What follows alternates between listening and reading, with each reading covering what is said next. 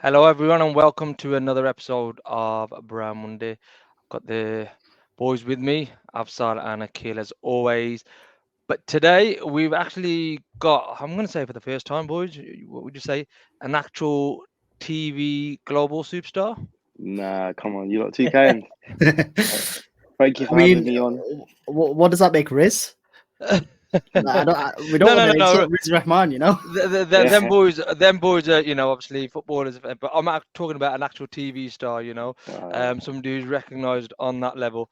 So yeah, welcome, Azeem, welcome to the show. Thank you. Thank you very Thank much. you. Thank you for having me. Really appreciate I'm looking forward to seeing how this podcast goes. No, we do as well. I mean, like I says, I think Aki's obviously we've spoken about you before, but Aki's been after you for a while as such. So we finally got the deal over the line, over the transfer. But Hmm. yeah, as obviously I don't want to speak too much because obviously you'll do that as well. But we always ask all our guests before we start with anything. Obviously, I know you're into your football and things like that, and I think we'll touch upon this as well because I've seen you in a few different kits, and I'm a bit Yeah. confused as to who you actually support if you do actually Yeah. support anybody. So yeah, football. Who do you support? And I suppose how did you get into the game? I support United. I know being a Londoner Manchester is United, looking. yeah. Yeah, Man United. Yes, We're, yes, we're yes, going through yes. a bad patch. It's a team right now that's going through a lot of trouble. But I've always supported United as a kid, man. It's like from primary school time, just somehow got into the team. My brother supports them, but I'm like me and my brother somehow support United.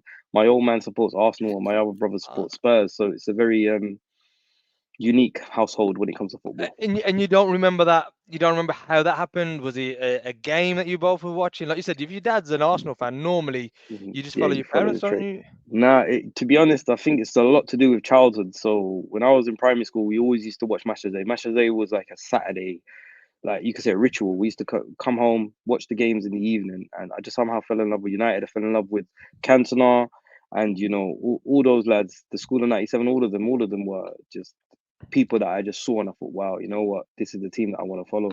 I won't say glory hunting as much because they were winning a lot when I was a kid, but when you're that small, it just wavers that way.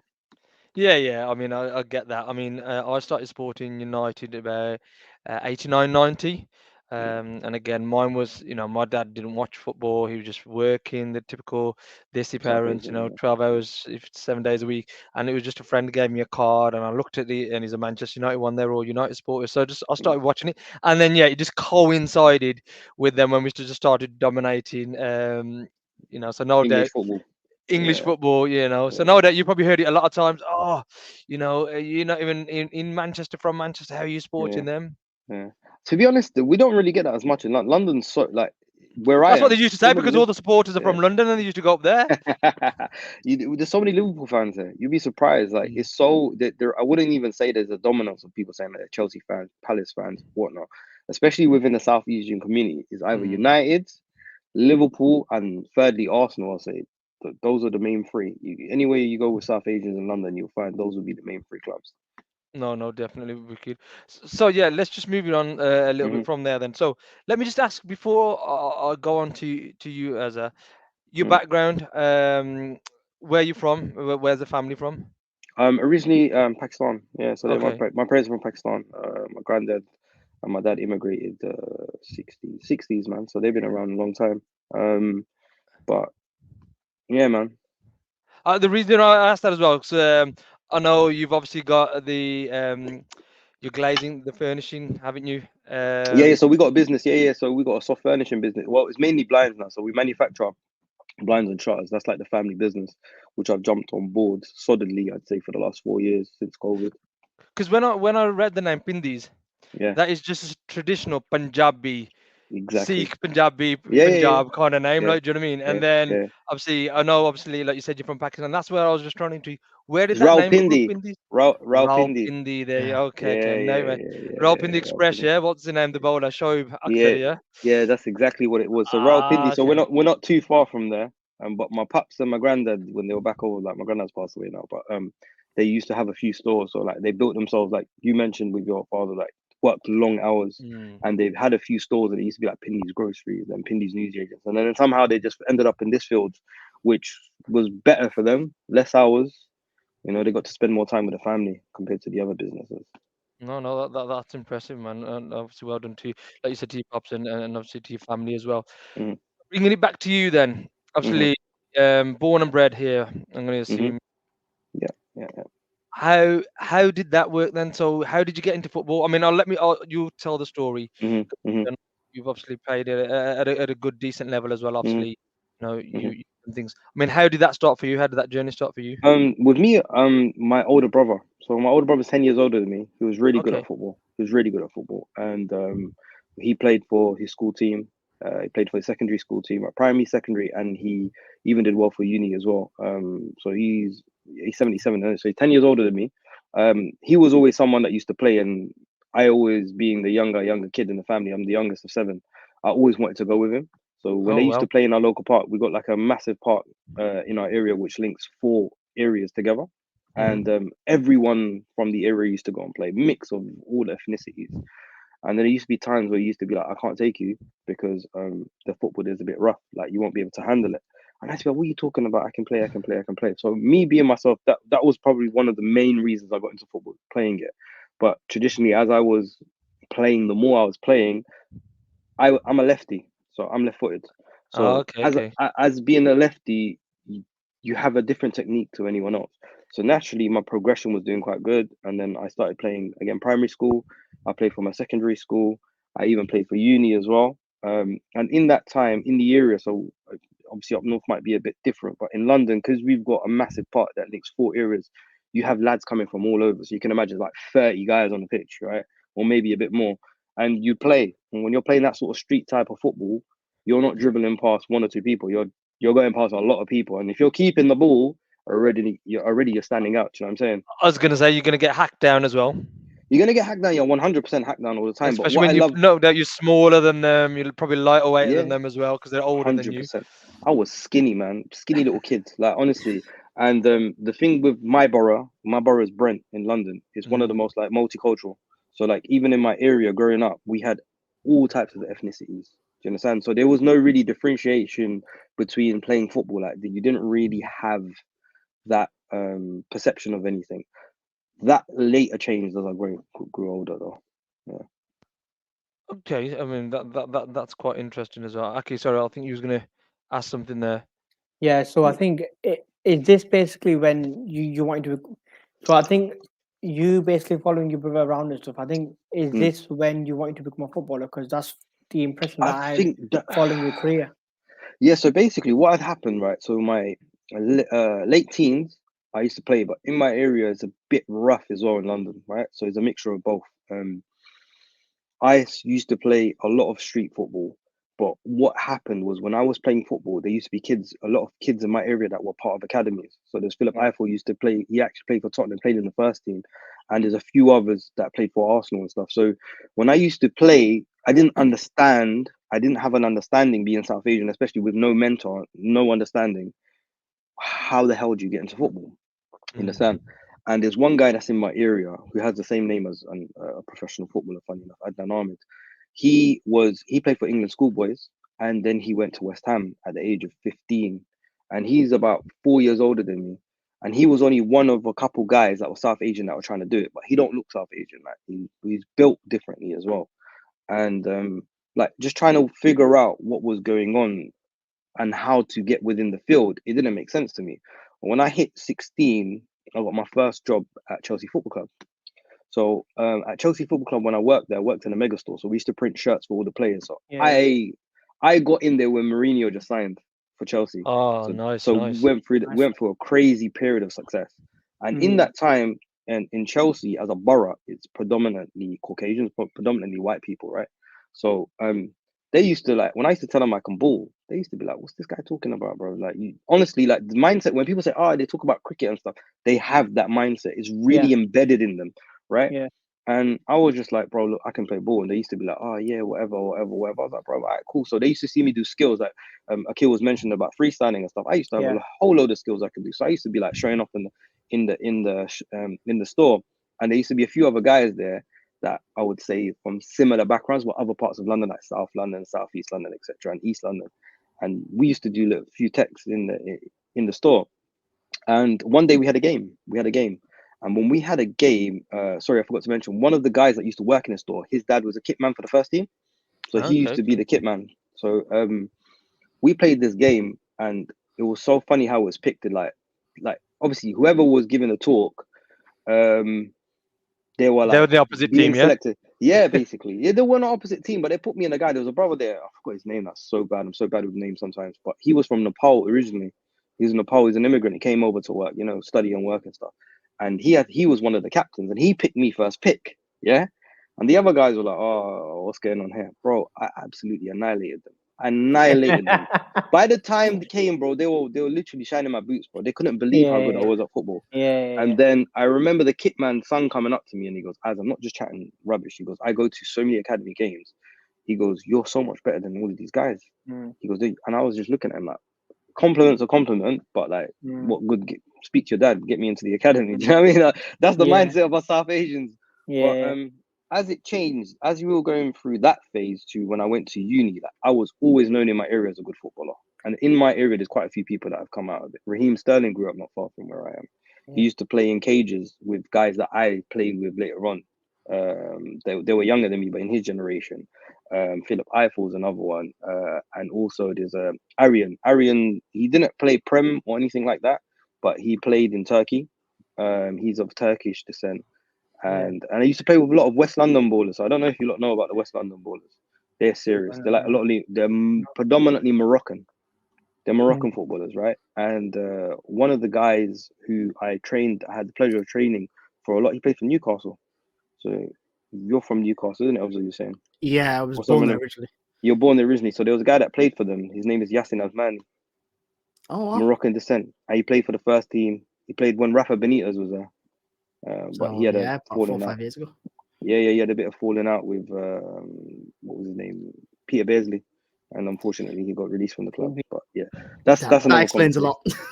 Yeah, there was a lot. So what ended up happening with me is when I went to uni, when I was playing for my uni team, there was a tournament, and Nike held a speed challenge at the time. They called it "Who's Yeah. the fastest."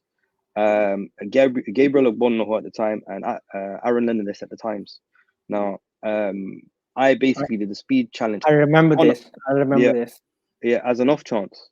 Like I Mm. wasn't even meant to be it. It was like a university tournament, like 7-a-side. I don't know what. I just turned up on the day, and I went to do the speed challenge, and I beat a Gabriel Ogbonnoho and I matched Aaron Lennon, and the guys from Nike just stopped. They were like, "What the hell is this? Like, bro, you're raw." Azza, Yeah. just explain to me what obviously people who don't know what Yeah. is the speed challenge. So basically, what they done is they set agility poles over a certain length of the field. And what they done is that you had agility on each corner, and then you had the ball in the center, and then again agility poles on each corner. So what you had to do is you had to run as fast as you could, do the in and outs like you would, and then you'd collect the ball and you do it in and out and run through a gate. And on that gate, there's a timer. So that was. I'll send you a link of it after. I think it's still on YouTube somewhere. But basically, after that happened everyone was like, "Yo, what's going on here? Like, this guy's got prem level speed." And obviously, at that time, consciously, I was like, "Wow, this is a bit nuts." But so be it. It just went on per normal. Everybody's like, "Well done." I Mm. ended up 100, and I think I ended up in the top 100. I've got the listing somewhere. I can't remember Yeah. 100, 150 in the whole of the UK. Now, when you would go up that list, so they went to universities all over London, but they also went to academies. So I was on the list, and when you see my name, University of Westminster, that's the uni that I went to. You Mm. then see like Charlton FC, and then you'd see like Swindon, and then you'll see all these guys. They're actually footballers at football clubs, Our and there professional was me, clubs, professional yeah, players, yeah. and then there's me, a grassroots amateur at the time, you could say technically, doing that, and I was like, whoa, this is nuts. And then things went by, finishing off my I think it was second year of uni, second year of uni, and then I get a phone call. And the phone call was so surreal. It was like, "Oh, hi, we're calling from Nike. We've got your details. We're doing a campaign." This is when England failed to qualify for the Euros, I think it was Steve in McLaren did 2008 or something. 2008. That's it. So he Yeah. failed. So they needed something to keep people busy in the UK. Yeah. So they came up with this campaign called Most Wanted. So I received this phone call, and the phone call was basically saying, "Look, we're interviewing. There's about 30 odd guys, 40 odd guys. We're going to interview them. We want to film a campaign for Sir Alex." we want to follow different individuals. So I was like, cool, like I don't mind, let me go. I went down, pitched myself. I just spoke about myself, spoke about my life, my family being a traditional South Asian home. My dad don't really pay too much attention to me being football, even though other people say, "Oh, your son's a good footballer," but you'll be like, "Yeah, cool, no problem. Yeah, Yeah. finish your studies, mate. Go and finish your studies, and then we see what goes on in it." Like one of those traditional ones. Did he And tell you to then, become a doctor by any chance? nah, he didn't tell me that. My dad's good like this. You know what? My dad, he's good. Like with us, like he never ever said B A B C D. But whatever you do, try your best. That's all he asked for. So like in my household, we're all in different careers. Like my Yeah. sister's, she graduated in science and she's a science teacher. My other sister's a solicitor. She was a partner in a firm. Third one, she done aeronautical engineering. So she was making airplane engines. Fourth one Wow. into nursing. Both my brothers into business. It was mad. It's like my dad was good like that. But touching on the next phase of Most Wanted, I ended up getting selected out of 40 candidates. So after they did a vetting process and they all just came to film me, man. It was surreal. So they came to my house.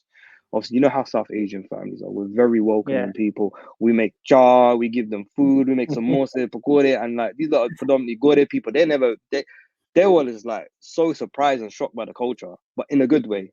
Like Did they they get couldn't food believe to how take home?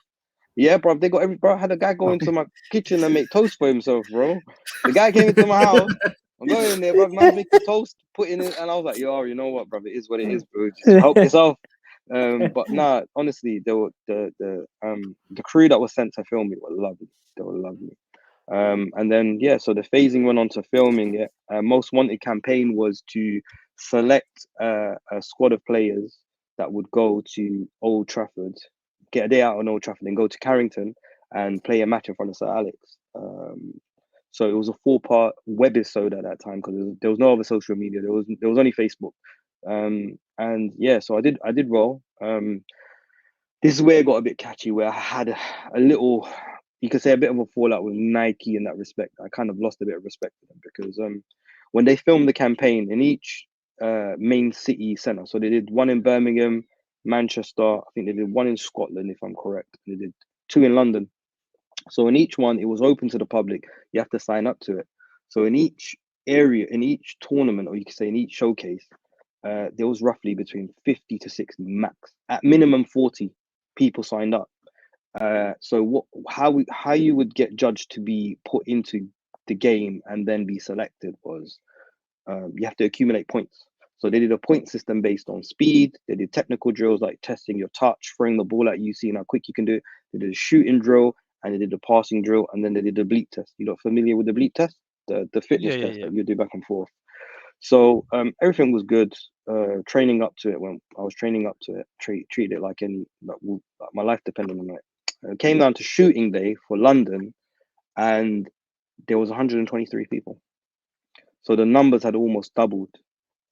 So I did well in all the tasks. So this is a bit of BTS. I don't think Nike would be happy with it, but because we were being filmed for the campaign, I was being filmed for London. There was a guy called Scott that was being filmed for. He was like Kent, Surrey kind of side, and the third guy was filmed from Manchester. I completely forgot his name. So what ended up happening is we found this out later. The guy from Manchester, when he went to go be filmed for his campaign, so they had webisodes for each one of us. When he went on to participate at his trial, he failed miserably. He ended up in the last 10. So in order to qualify, you have to be in the top 20, and then it gets cut down to a selected amount. But we knew already from Nike told us there's going to be a wildcard system that regardless, you lot are being filmed, one of you lot have to go. Right? So cool. So then it was me and Scott that was on this one. I did really well. I ended up in the top 40. I was like, the points that I accumulated, if I was at any single one, if I was in the Manchester one, the first London trial, or the Scotland trial, I would have been in the top 3 each time. That's how many points I accumulated on the day. Obviously, the numbers, they changed it. So there was a ex-pro there, his name was Corey Donoghue. He played professionally, I think, in Championship. He might have made a few appearances in Prem, and he played in Norway. And this guy, he was really good in my younger days. I was a bit, I want to say a bit wild at 19, 20, 21. Like I was the type of person that I would just speak back. Like somebody said something, I wouldn't care. I would just like answer back. And he met when we were doing a trial in London. he stopped the session. And this is off him not knowing who I am. He stopped the session and he goes, "Lads, you lot don't want it. The only guy that wants it is this guy." And he pointed at me. And then I smirked. I went up to him and I said to him, "Corey, do you recognize me?" He's like, "No, I don't know who you are. I go, I'm one of the kids that's being filmed." He's like, "Oh, okay, yeah, okay. Oh, yeah, yeah. I know there's a few of you being filmed." So on the day, unfortunately, I did, well, it came down to the vetting process. So the guy from Manchester, because he done the first trial, he realized it's only based on a point system. So whereas they would have, like, for example, in a passing drill, they'd have like a little goal 40 yards out, that'll be worth like 60 points or 50 points. And then there'll be one here that's worth 10, and there'll be one a bit further closer that'll be worth 20 that are within the range to accumulate points. So that guy, what he was doing, he was just hitting the 10s, 10, 10, 10, 10, 10. Any trial, he was just hitting it because he was just thinking about points. Whereas we weren't thinking like that. We was thinking, how can we impress? If I hit that one, someone's going to say, "Oh, well done, well done. That guy's got something special." So he managed to get himself in the top 20. And then it came between me and Scott on the day I'm filming. And unfortunately, they decided to pick Scott over me, and I beat him by, I think, 40 places. And Corey, the webisodes for 3 and 4 got taken down by Nike. And I don't know if it's a conspiracy or what. I know it's gone in the past. I've gone past it. But in those webisodes, a lot of my friends that are not South Asian have turned around and said, "Bro, that's just racist." And I don't want to say it because I hate that term. Yeah. They were like, "Bro, they picked the guy who's English over you, bro. Like, you beat him by 40 places. How can they say that he's got to be selected?" And on the vetting process, they had a little film. They filmed a little session where they were basically speaking about who to put forward. And Corey put my name forward. In Corey's, he comes from the black community, so he put me forward. He goes, "I think that Azeem's got to go through." And they're like, "No, no, no, no. We got another guy. This guy's really good, Scott." So they put Scott through, and I was distraught, man. You understand? I was distraught. I was emotional. I was 20 years old. Like, I came home. I started crying. Like, what the hell was going on? Later on, I was to find out that Scott got taken out in the challenge, and they ended up taking the guy from Manchester forward. And Scott's a lovely guy. Like, I kept in touch with him. I still keep in touch with him now. Like, every now and again, we drop a message. But like, I really felt that they were against me from that perspective. The guy that had to do the vetting for the selection was actually an England coach. He was an English coach, and he is very well known within the world of football. And he's very well known for being quite biased, which I didn't find out later on. But when I was really upset, and Corey was kind enough, he gave me his number. Like, for Corey to give me his number, and then Corey, in London, there's a Camden, it's called Camden Market Pitches, it's Caledonian Road. It's a very famous road where they play like non-league play. A lot of people play there, and it's like really weird pitches, like back to back, and they got graffiti everywhere. You know, Camden's quite funky, yeah. Yeah, So yeah, yeah. he took me for a training session there, and that was where we were filmed for Nike for the last bit of the webisodes. And when I finished the session, he just shook my hand and he goes, "Bro, you got everything to get to take it to the next level, and I'm gonna do my best to help you." But me being the impatient kid, when like 3 months went by, I just kept ringing up his phone, like, "Come on, man, do something. Send me normal. Do this. Do whatever you can. Just let me go." And he to be honest, that kind of played with his temperament, because he was doing me a favor, and I was probably coming from the perspective like, "Come on, man, you owe me something," which was wrong at the time. And unfortunately, that didn't work well. But nonetheless, what it done for me, it gave me a platform to communicate with clubs. So I got a list of clubs, non-league, pro, as much as you could, got their email address, and I started hitting it. Like, just, you can't imagine how many emails I sent. Look, my name's Azeem, I'm South Asian, I was on Nike, check me out, you know, I'm a good footballer, give me a trial. And one of the clubs, I don't think I should mention them, but one of the clubs, good club, that's actually in the Prem now, but back then they weren't in the Prem, not too far from London. They turned around and had said they got an open trial. So I was like, cool. So I was preparing for that. And then sadly, literally, this was as second year was finishing, third year was finishing. Yeah, my third year of uni was finishing. I had a freak accident where I was messing around with my brother, and I put my foot on the ball, and he basically gave me a little nudge, and my leg went one way and my body went the other, and I ruptured my knee. When that happened to me, I dropped to the floor and I couldn't move. And unfortunately, that caused me to be out of action. But I say always, I thank God, I thank God, I thank God, because when I went to the hospital to get it checked, They just fobbed it off, man. They're like, just ice it. You're gonna be fine. Give it a few days. You'll walk. I went back after 48 hours saying, look, my knees ballooned up. Send me to a specialist. Right, so please send me to a specialist. I go, look, I'm trying to chase a Korean football. I don't. This is my leg. This is my legacy. Please help me. They referred me to a orthopedic doctor, who saw me. And the day that he saw me, I was crying, bro. I'm a grown man. I was crying. There. I was a little kid. I was like, please, I don't want this to end. And he didn't have the heart to tell me that he was 99.9%. He told me that I've ruptured my ligaments, that I've torn them completely, ACL, meniscus, a lot. But he didn't have it. He just told me, look, don't worry, do your MRI. I'll see you in a few months, get it casted, rest. And this is why I say I always thank God. So in that period of time, I learned a lot. So social media is mad. Like now it's crazy, right? Back then it was still a bit nuts. So when this was happening, I was getting loads of messages. People saying, yeah, let's go this.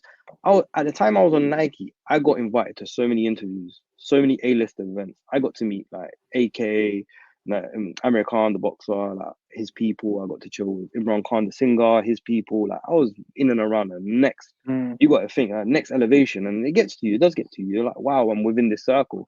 The Asiana, the famous magazine, they were telling me come down, do some modeling. It was crazy. It was crazy opportunities. And when that happened to me, everything went radio silent. And I felt that was a message from God to tell me, don't be wary of the snakes in the grass, because when this has happened to you, everyone's vanished. Nobody's calling. No one's asking you when you're going on trial. What's happening with this club? Are we going to go do pre-season here? It was crazy, the silence. And then the maddest one happened. Cristiano Ronaldo held a speed challenge. So this was called the official Nike Cristiano Ronaldo speed test, or who's the fastest, one of them, like that. I can't remember the term now. And I said, I'm gonna aim for that. Being crazy, I was like, I'm gonna aim for that. And I saw my orthopedic doctor after 6 months. He goes to me, as your MRI, I can't believe it. I go, what do you mean? He goes to me in these exact words, I'll never forget for the rest of my life. I told my family, I told everyone that I know. He said, this is a miracle. I go, what do you mean? He goes, all your ligaments are intact. He goes, you've only got a small tear in your meniscus. And I was like, I go, what does this mean? I go, will I be playing in like 6 months? He's like, nah. He goes, do your physio now. Within 2 months, you'll be playing again. So there's a club that I hold close to my heart in London. They're called London Tigers. They're founded by a South Asian community. They're founded by Mesbah, who's from the Bengali community. But in Paddington, they were very well known in the leagues there. They play semi-pro. They're now based in Southall. I rang him up. I said, look, man, I need to train somewhere. I need to play somewhere. And he's like, cool, come down. So I went down there. I trained with them for about 6 weeks. And then the trial happened for the Cristiano Ronaldo challenge. And I went and I turned up and I did it. Same place, Caledonian Road, same pitches. I did it.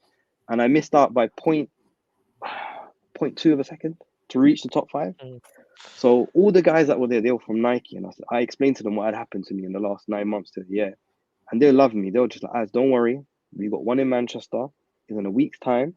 Take a rest. Why don't you come up?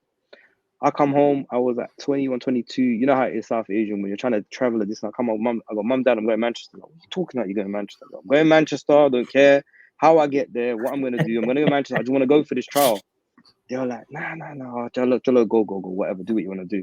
And that time, my other brother, he goes to me, cool, you know what? We make a road trip of it. So I jumped in with 2 of his mates and we drove from London to Manchester.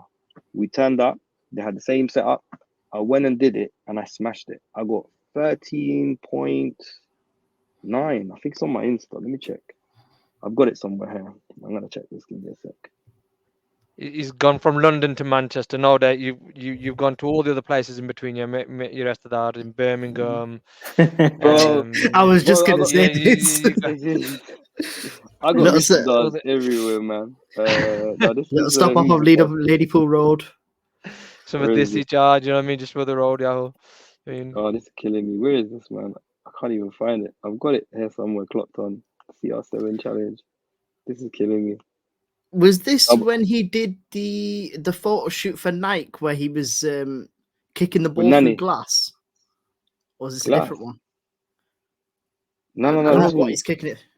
I wasn't kicking it through. No, oh no, not through glass. This was So basically, this is the crazy thing about it. So I think this is one with the orange boots in it. He had the orange boots and he was running.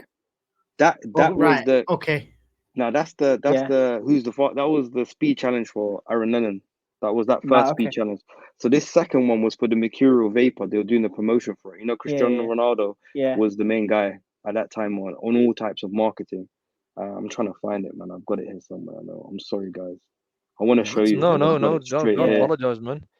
Obviously, I've got it. I've got we'll it. we'll share it as well on so people can Yeah. see. One thing I want to ask, Also, yeah, go on. Azza. Mm-hmm. So obviously, you know, within your upbringing, like you said, you know, mashallah, you've got a big family, seven siblings in total. Yeah. And I can imagine, you know, the strain that put on your parents, and like, you know, we've got to go here, there, and everywhere. Yeah. How did sort of football impact that? I'll be honest with you, because I was the youngest, I think I got away with a lot. I'll be honest with you, I got away with a lot because the thing is, when it comes to communities and areas, so when you start doing stuff, people hear of it through other avenues. You understand? So other people are speaking about me to my dad, saying, "Oh, you know, I'm hearing your son's really good. Like I saw him the other day. He was on this, he was on that," and they start to understand it. But one thing that my dad was very good at sending across as a message was like, "Don't get carried away. Like whatever's gonna be is gonna be for you. Don't try to fight it." Do you understand? Like, don't put your pressure on it. And I think this is where it's going to move into the next phase after this. I'll go through some crazy stuff. So I found it now. So I take it back. It was 1807. So I can't even know. So if you look at me in there, Azeem Anwar, 1807. The next guy closest to me is 18.7. So I've beaten him by 0.7 of a second, which is a lot in terms of speed wise. And then that meant that I got to meet this guy, who's a Man United legend. Nani. Yeah, that's the one. That's the one that I remember. That's the one that I remember. Yeah, so I got to meet Nani and I was gassed, innit? Because you're in the room, there's 4 other guys with you, but Nani's only going to be talking to number 1. He's like, I want to know who this guy is, you know what I mean? Yeah. So that was cool. So what that done is it put it to finals. It went to the finals, and I've got the videos for the finals, but I didn't put it up on socials because it unfortunately makes the other guys look bad. So what happened was staying humble, man. Staying humble. Staying humble. It does, bro. You know, like being in London, I don't know. You spent too much time with Amir Khan. You know what I mean? That's what it is. Bro, imagine, like obviously the guys that did it up north, they're all from Manchester. Now I'm the only guy from London, right? So the finals was held in London in Bethnal Green. So like Nike got a mad event. They had Sharvin at the time who was playing for Arsenal and whatnot turn up. It was a crazy event, and each city had their representatives. So there was Birmingham, there was Manchester, and there was London. And what it was a team drill. So the drill was it was very similar to the first one I did with the Aaron Lennon, but it was a lot more sophisticated. Like there was a lot more to it. There wasn't just a couple of cones and you're running in. There was a lots of ins and out and dribbles. So how it was worked was you had the squad of players set up. You would do an in and out, and you'd run to the corner, from one corner to the other, and then back to the middle, and there'll be a ball, and you'd have to do the same. Go from one corner to the other, then in and out, in and out, in and out. And then you'd have to, and when you get to the other side, your team member's going to be there and he's going to continue it. I was on it that day. I was just on it. When I did it, nobody wanted to go first. I was like, forget it, I'll go first. First being the hardest. First is the hardest because if all eyes are on you, so each team's got their own lane and all lanes are side by side. And I smashed it. A full length of from a corner to a corner was probably about 10 to 12 yards, maybe, or maybe a bit more. I've done one whole full yard ahead than the other team. So I've given our team the most advantage. So I did it. Second guy did okay. Third guy did okay. The fourth guy, he kicked the ball off the pitch twice. And when he kicked the ball off the pitch twice, it caused the other teams to basically come in and catch up. Yeah. And it accumulated points on how fast you did it. And the winners of this would have gone to the new camp. And they would have got to train at Barca's famous academy. They would have had a training session there, meet the players, etc. And unfortunately, because of that, we lost. They had a heat afterwards where it was like the same thing I did for the Aaron Lennon. You got to dribble in and out, you got to shoot. That was no problem. That was normal. I did very well on that, but we lost it on that heat. And I just remember being so angry because I felt like it wasn't in my control. Like I did what I could, and I had people that filmed it. And the guy that cocked up that I used to come home and I used to watch the video like, bro, what are you doing? What are you doing? But in the end, like, I'm a person that believes in fate. Eventually I got over it. But at the time I was fuming. Just like Mm. it's like in any environment where you're pushed so hard, even if you're in a corporate environment, and then your co-worker just does the most stupidest thing and just throws your pitch out the window. Like it was quite heartbreaking, and Yeah. it really kind of these campaigns kind of elevated me. But bear in mind, I'm still quite raw, so I'm like about 23 now, and I've had no professional training, right? When I mean professional training, like I haven't been trained by anyone that's professional No. besides Corey Donahue. I haven't been in an environment. Forget semi-pro. Semi-pro, yeah. I don't class semi-pro, especially at that time. I don't class it as anything, right? Non-league now has picked up. 10 years ago, non-league was terrible, right? It was a mates game. Yeah, if I knew you and you're my mate, and you came to training, and the other guys coming every single day, and you came twice, you're starting. Simple. That's the rule of non-league. Like now, it's become more sophisticated because people have seen things like Jamie Vardy has done and so forth, and they can see this stepping stone. When that had happened, a friend of mine put me in touch with a guy called Oscar O'Dutch. Now, Oscar O'Dutch, he played for Arsenal and he played for Wigan, like through the academies, and he was very well respected in my area, being a good footballer. Um, Oscar got me in touch, like when we were talking and stuff. Very similar age, same age as me, I think Oscar is, or a bit younger. He got me in touch with the guy that did his mentoring, who's an agent, football agent.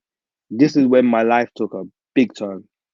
So they used to run training sessions over in London. So how he used to do it, because he used to have his players that came from the off season. So it's different to how it is in the Prem and La Liga and stuff. So all the other clubs in Europe, they'd have an off season, right? So they will have a season winter. You could call it winter break. And in the winter break, all of the players that are from, let's say, the UK, they'll come back over. So they'll fly back over, but they need to stay fit. And the only way that they could stay fit is by having people like agents and stuff that would run these sessions, right? And to run these sessions, you need players to fill them. Yeah, you can't just have your mate that plays five-a-side turn up. You need guys at a certain level. And I started training with a lot of these guys that were playing for like Club Bruges in the Champions League, playing for like teams in Romania, Bulgaria, Portugal. All these guys turn up. So as I'm playing with them, my level's starting to rise, and my understanding of the game is starting to change. And I met one of my very good friends now, Patrick Konuka. He played for QPR in Swindon. He played in the Prem. He played for Swindon, and then he was like Zesh. He went over to Asia. So him and Zesh are they played together for QPR. And when Zesh went over to the Far East, he invited Patrick to come over as well. And Patrick played in like all the Asian countries you can think of. And Patrick was a big mentor of mine because he made me see football for what it is. Football's a cruel industry, man. A cruel industry, and I think a lot of South Asians are very they're not aware of it, man. They See, used to this tell me, is what I wanted to ask you. Because of the treatment that you think obviously Nike gave you, and even then, mm, is it a thing of a lot of certain people don't want to see South Asians succeed in the football industry? Do you think that's bro, what it it's a is, or it's mixture of So I think personally it's a mixture of yeah, two things, right? yeah, I think number one, South Asians have the worst mentality. Like my mentality was one of a few. They yeah, don't understand what discipline is. When they get hit on the head, yeah, whether it's racial discrimination, whether they go on a train every single day, 5 days a week, don't get picked for a Saturday, they give up. And mm, because they give up, they turn around and just think that everything is overwhelming on them, right? mm, Number two, I don't think they can train as hard enough. They don't understand how yeah, training is very rigid, right? If you train for 6 weeks, every mm, single day you're on it, and then you mm, take 1 week off, your training mm, levels decrease mm, by massively. You understand? So it's Yeah, yeah, it's it's all about maintaining. Yeah, sorry, gone up. no, because I was going to say, well, obviously, when we had Riz on the podcast a few weeks back, Mm-hmm. unlike you, Yeah. obviously you've obviously got the talent, and them Mm-hmm. boys had the talent as well. But Mm-hmm. you're talking about mentality, which is true, and I think where a lot of people can probably relate to you is that Mm-hmm. support. Mm-hmm. Where Riz was saying his dad was on it. Mm-hmm. Do you know what I mean? He was Mm-hmm. from right from the start to the end, kind of thing. He was on it. He was supportive. He'd actually put drills down for them, Yeah, yeah. Like help he them was push them. aware. Yeah, Yeah, yeah. yeah, help push it. Mm-hmm. Whereas, like you said, you didn't have that. Mm-hmm.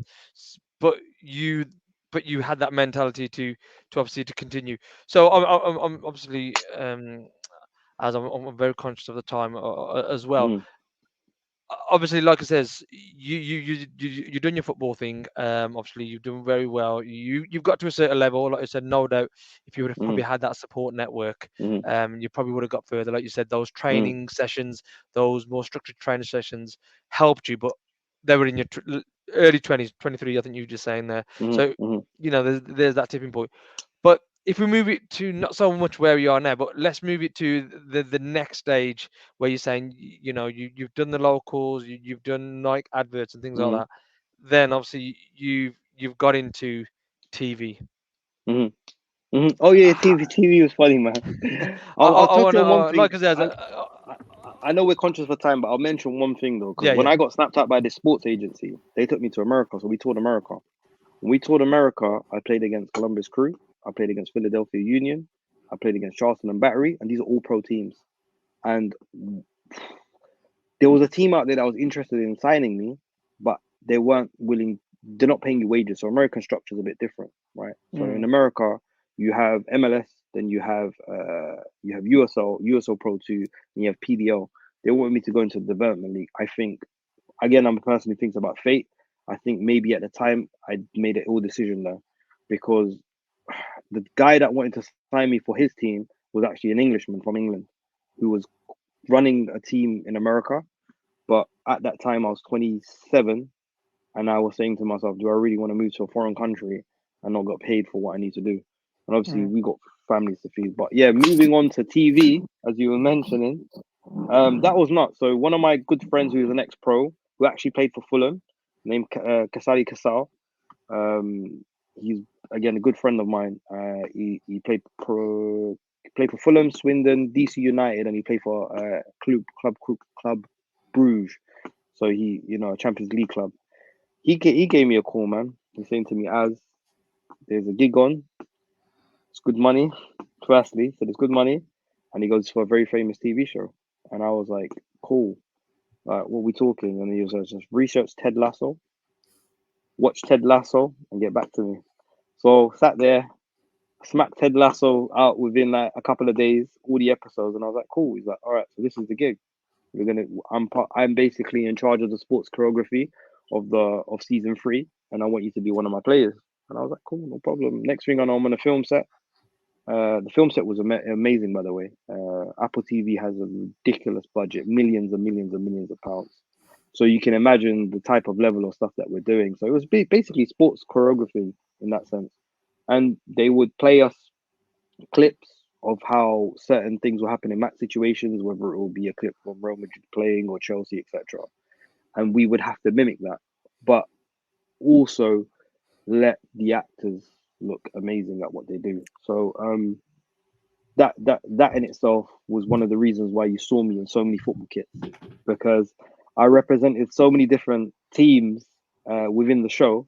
But I was fortunate enough. I went to Stamford Bridge. We filmed at Stamford Bridge. I filmed at the Etihad. The Ted Lasso themselves, the whole crew, they filmed at West Ham. They filmed at Arsenal as well. But that was how I got into that sort of gig. But it's very similar to modeling in that respect. So Mm. within the field of sport, you'd have sports models and sport companies that only focus on players that have attributes to fill their needs. So whether it's tennis, football, golf, etc. But yeah, that's how I got into TV. Hopefully, I'm hoping for a few more gigs in the near future, but it really depends on the production teams and what they decide to do with the show. So, what I was going to ask you was then. So, I suppose the next question is your aspirations moving forward. Obviously, up to date, you've Hmm. wanted to play. Yeah, yeah, Obviously, wherever you could at whatever age, you obviously yeah. tried your best, and obviously, they were near misses. Hmm. Obviously, and then you've got the Ted Lasso gig, and obviously, by the sounds of it, you thoroughly enjoyed it, and obviously, you said you've done a bit of modeling. What's the next thing for you? Football's weird. So like, I always never saw myself as a coach or a manager. Like, I wasn't somebody that was really interested in fulfilling those needs to be like that. But I had an opportunity last year I don't know if you know, there was a tournament called the IPL soccer tournament that was held Yeah. last year. Yeah. There was one that was held. So basically, it was predominantly for the South Asian community. It was run by a gentleman called Sunny Super, who had a vision to create a tournament which would mimic the ideas of cricket, IPL cricket. So he got in touch with me and said that they're running this 11-a-side tournament. It was backed by Michael Owen. Michael Owen was the ambassador for it. We held the tournament last year. The tournament was held last year in Derby, and I was head coach of London. So what I did in that sense is I held a trial, and I knew quite a few other ballers that were really good, especially from West London. I put a team. And Azza, Mm. was that any particular ethnicity background, or was it just anybody, So yeah, or open for all? so it was predominantly South Asian. So what I explained to them is like me coming from a football background, you're never gonna find a squad of 23 South Asians that are at this level. You understand? You're gonna find some at this level, majority at this level, and then maybe one or two that are that level. That guy that can potentially break into professional football. And I aired that to the organizers of the event. I said to them, it's unrealistic for you to think that you're gonna find that many South Asians. I go, the guys who are South Asian now that are good enough to play football, they're in professional environments. There's so many now, so Yeah, many from the age of like 13 to professional football, the likes of Yan Danda, the likes of Issa Suleiman, likes of Hamza Chowdhury, etc. These guys have made it. Like the mindset and I'd say the stumbling blocks that we had in my time are not there in this generation. They're a lot more open. There's a lot more channels for them. So they agreed. So the team that I had a spine of South Asian players, right? I had Arjun on my team. I don't know if you're not familiar with Arjun. I think I'll put you lot in touch with him. So he's Is in it touch. Arjun Raiki. is it Arjun Yeah, Raiki? yeah. He's a Yeah, Arjun Raiki. He basically is a legend. Like this guy is an yeah, absolute baller. I will only ever speak highly of him, right?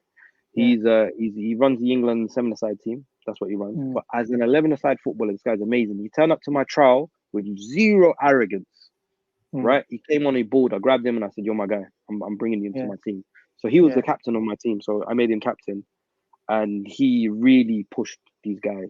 So I had a very good spot. Majority of my players were South Asian. So about 7 of my 11 or 6 or 7 of my 11 were South Asian, and the others were filled with from non-Asian background. We turned up and we won the tournament. We won. We beat Derby. I think 7-0. Was it Derby that we played? Sorry, I apologize. Derby, was it Derby no, Leicester? We beat Leicester 7-0, and then we beat Birmingham in the final 2-1. And what was kind of good about this campaign that was run by Sunny was that he put an ex-pro in each team. So in my team, I had Jermaine Pennant. Okay. So so Jermaine Pennant was playing, my yeah. playing. Oh, Yeah, he's playing. I was his gaffer okay. for the day. I Oh, went up to wow. Jermaine. I was Oh, his gaffer. Jermaine. Yeah, Yeah. I was Did gaffer. you even play him? Ex Liverpool. You shouldn't have even You, played him, man. Do you know bro, what I you mean? know what? You Yeah, got to fetch the, I'm, sponge, water and They sponge had to do that job. Emil Heskey, Darius Vassell, they had Lee Hendry and Jermaine Pennant, and each one was allocated to each team. So I went up to Pennant and I just grabbed him, and I had my mate Kasali Kasal, the one who's an ex-pro, good friend of mine who got me into Mm, Ted Lasso. I asked him to join me on this journey, and he did. I turned around and I grabbed Jermaine, I pulled him to the side, and I just said, "Listen, Jermaine, my guys are ballers." That's all I said to him. I go, "My guys are ballers. You don't got nothing to worry about. They can play." He looked at me bemused, right? Firstly, he's thinking, like, what's this guy doing? He looked at me, he goes, "Yeah." I said, "Yeah." And then I went up to him and I said, "Do you mind playing 8 for me?" He goes, "Yeah, I'll play 8." Bro, we absolutely, and the highlights are on YouTube. I'll send you the link later. Yeah, send us the link, man. I Definitely. literally trained these guys for together for 10 weeks, and I took them to the tournament. Like I always had a passion for it, but I ain't got the time for it now, man. Like my ambitions are focused on family and expanding my business. In terms of football and what I need to do within it, I think I've done what I could do. Like I still play for fun. I sometimes get invited to veteran games, so they got veteran leagues in London. I get involved with that. If anybody wanted advice within the South Asian community, there's people like Arjun that I pushed them to, who I believe Arjun deserves to have a stepping stone. He deserves to be in a position to vocalize because, but the guy's a baller, man. Honestly, I would have loved to play with him when I was younger. I can't speak of him highly enough. Yeah, I know we're aware of Arjun. I'm And just amazed at the story. Ruggles, Like, crazy. It's crazy, man. is I didn't it even get into struggles discrimination. on a different Yeah, level. man, it's mad. And I haven't even got into the discrimination bit, man. It's just another chapter, man. I can speak for days. There was so much that happened, so much mentally, physically draining. It was mad. But I think, yeah, I don't, yeah, I think the generation, like you said, even when we were speaking with Riz as well, that I'm a similar generation as him. The discrimination was there, and obviously, like you said, yours was there. But I think with you guys, I think you had you were a bit more accepted, and you had that, you had that. I think you was just before it. Then, like you just named some of the lads now who are playing, like the yeah, Yandandas and yeah, all them yeah, boys. yeah. The Hamza Chowdhury's. You was probably just that generation before that. Yep, yep. Just in touch, even with Zesh though, because I had that conversation with Zesh years ago, when I was like 21, 22 after the Nike thing. I was in touch with Zesh and Riz. I was speaking to Zesh about maybe opening a few channels and stuff at the time. But even with him, I think it was again with him with Zesh's attributes are nuts. Yeah, the guy is not a small guy; he's physically a big guy. Do you know what I mean? Like to play centre back, you gotta have like my attributes are a lot smaller. Like a normal South Asian is towards. It's Yeah, very similar to like how the Spanish physique is. Do you understand? yeah, Nimble, low gravity, low center of gravity, and stuff like that. But even speaking to I think his channel with Zesh, he was involved from a very young age. Do you understand? Like with me, 6, 7, 8, 9, 10, all the way up to 6 to 18, 19, I haven't been coached by nobody. Zero. Do you understand? Whereas with him, and even why I give respect to him and, like mentioned, like his dad, I'm sure at the time when his dad went to the academy and watched his son play, he would have picked up on things that the coaches were doing that he could have probably helped to implement the game. Do you know what I mean? Like one of my nephews right now, he's at QPR. You understand? And we do the same with him now. I know what to do to give him a little bit of an edge with the other mm, guys because I've gone through it. But unfortunately, in my time, it was what it was. That there was no football education, and London is a very competitive city in terms of footballers from each borough. But there's more players than there are teams. Does that make sense? There's yeah, so many divisions in London. Forget like National League, Ryman and Isthmian and all of that. There's so many leagues below it. So there's like, and the lower you go into the leagues, the less educated people are. So you might have mm, a coach who might be telling you to do something. He's telling you something completely wrong, but you're looking at him as your guide. Like you're looking at him like, "Bro, help me," and he don't know what he's talking about. And unfortunately, there's a lot of people like that within the game that sadly haven't had any experience whatsoever. But it's bright for the future. Don't get me wrong. South Asians right now, in like I said, my nephew's at QPR, and there's a mm, few other lads all over the UK that are in really yeah, good. Like what these are yeah, doing with the with the PFA Ames program. Zesh, yeah. Riz and Riz, them yeah, lot. I think it's amazing, man. yeah. Like you can only put your hats off to it. I clap it. Do you There's know a what it few is? lads. What it is, there's a few lads in Brighton and Fulham as well that I'm Yep, basically following. yep, What it is, I've had a chat with them and stuff, but because hmm apparently because they're young and the club gives them the rights to appearances and stuff, yep, that's the only obstacle in there. But yep. as long as we follow and we basically help them as Yeah, much as we can and stuff. I was going to say on the back of that, Aki, I Mm, think one of the things that we've noticed is I yeah, think you touched upon it earlier as well with the likes of Arjun. And I think I was from that generation, which just before you, I think, as well as where you Mm, probably had that little bit of arrogance. But the mm, kids of today, the ones that mm, we've spoken to, been in touch mm. with, zero, Zero. mm, Yep, zero arrogance, zero. humble.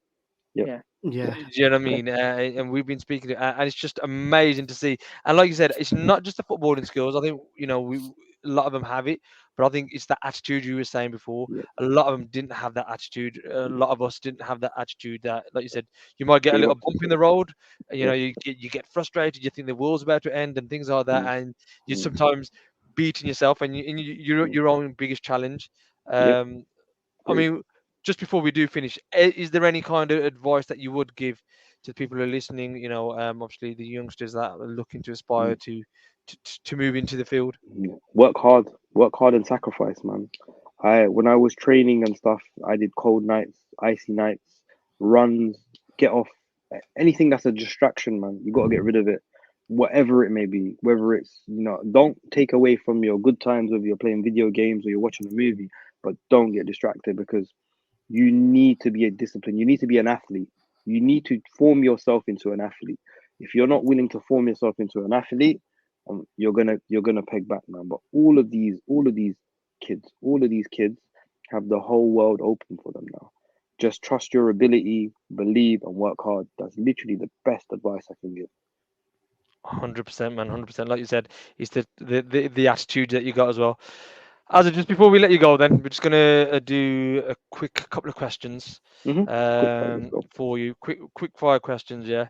Mhm. Obviously we've not told Azza what these are yet, so I think he's gonna get Are we all get answering these, by the way? no. Yeah, cool. Then. I don't Okay, I just for don't me. care about you lot. It's only Azza that care about, man. Guys, been away 2 weeks and now he doesn't care. Wow. Yeah. Look, man, we'll do ours at another time. We've got plenty of time to do ours, but as I want to Cool. do yours, Go on. and please do, we'll drop all the links Yeah. that Azza's been speaking about, Yeah. and we'll put them in our description as well. Cool. So yeah, Azza, I'm going to start with then quick questions. Ronaldo or Messi? Cristiano for me, man. Desi cha or English tea? Desi all day long, bro. Now, bearing in mind, you talked about a discipline. Yeah. Roti or chawal? I didn't do both. I'm You sorry. didn't I didn't do both, man. See I that's was the literally ultimate grilled professional, chicken, man. the grilled meat and salads, man. That's all I did, man. There you go. Then But there's if that it one was then. to be one now, I would choose roti. But even now, I don't even eat it. I hardly ever eat it, man. It's like for me, it's like a delicacy, like having ice cream or cake. I don't eat it that often anymore. You know what? I'm gonna have to tell my mum stop making it for me, man. There, Yeah. Pakistan or England to win the World Cup? What, for cricket or football? Football. I was gonna, Football. yeah. Yeah. No. Go on, go for it. No. Because look, Pakistan's never gonna win it. Let's be honest. Just like India. They're Never gonna doing win it. well, you know. Let's, One of my mate's the goalkeeper. My mate's the goalkeeper for go on Pakistan then. national team. So they did well in the Asian Cup. I don't know if you lot saw the Asian Cup. Pakistan, first time ever, they got into the qualifications and they played against, I think, was it Bahrain or something, and they got knocked out. But the goalkeeper's a good friend of mine. I played with him back in the day. But England's gonna win the World Cup. Pakistan's gonna take a long time. World Cups then. Pakistan to win the Cricket World Cup, the 2020, which is about to come up, Yeah. or England to win the Euros. I reckon England to win the Euros is a good shot this year. This year's a good shot. Our next manager potentially, according to some. But anyway, we won't go. We won't go into. Let's not get into that, please. Yeah. And the final question then: where do they throw the best weddings? In England or back at home? Bro, back home. You can't beat the culture, man. Back home's weddings are massive compared to here, bro. But the cars here are better. I'll give them that. And the insurance claims as well. It's been an absolute pleasure. Like I said, it's been a great understanding your journey, man. Like I said, I can't wait to actually watch some of these videos myself. Like I said, just listening to you, some of the things that you've done, like you said, on that level as well, without any coaching or anything like that. Do you know what I mean? Hats off to you, and I can't wait to see them. So well done, man. But everybody, thank you for listening in, and we hope to see you soon. Thank you. Thank you, everyone. Thank you for